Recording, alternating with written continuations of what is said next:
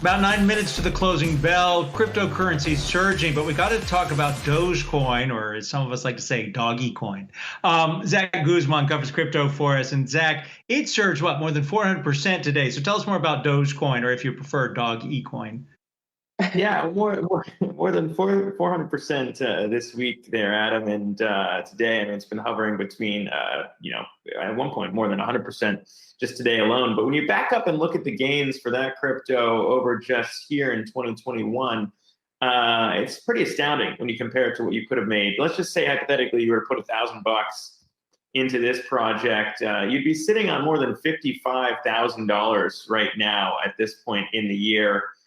Which is, that same $1,000 would be $9,000 if you invested in GameStop, pretty much flat if you put it in Tesla. It just kind of goes to show the insane upside on these. Of course, holding it through all of this, there's not a lot of people, I'm sure, out there that would be able to say it. But of course, when we talk about Dogecoin relative to other projects, people are scratching their heads on this one a bit because it is inflationary. We talk so much about why people point to Bitcoin maybe over the dollar, and the fact that there's a limited supply. Not the case with Dogecoin. It is an inflationary asset since there is no limit in terms of how many coins can be minted. It's also one of those ones that was created as a joke by its founders. But Elon Musk has been talking about it for months, all the way back to last year. So the hype is real.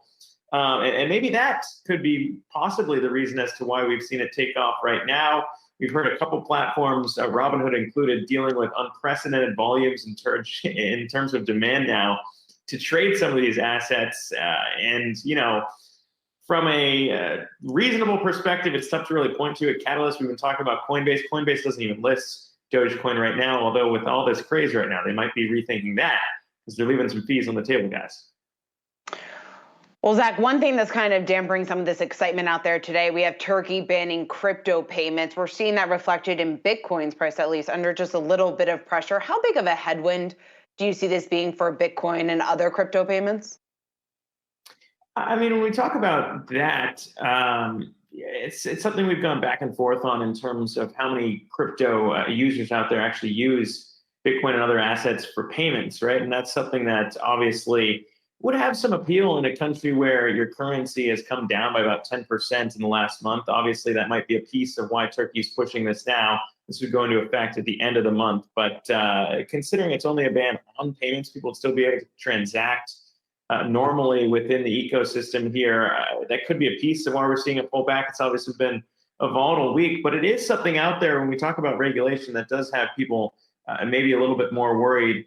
Then later we talked about India's potential ban as well. All of these things are pretty difficult to enforce when you think about how the government would actually police something like that, seeing as you'd still be able to send things back and forth. Going after companies who accept it as a form of payment sounds like an easier path to go if that's how they actually want to do what they're talking about here in Turkey. But obviously a different situation than what we're dealing with here back in the US, but one of those concerns we still always need to address and talk about whenever we're discussing cryptocurrency, since that's hanging over the heads of a lot of people. Luckily, back here in the SEC now, we have Gary Gensler at the head of that, now that he's been confirmed this week.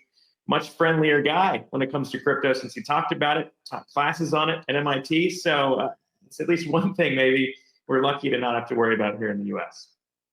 Zach, we will see you later. And Dogecoin, I still prefer doggy coin.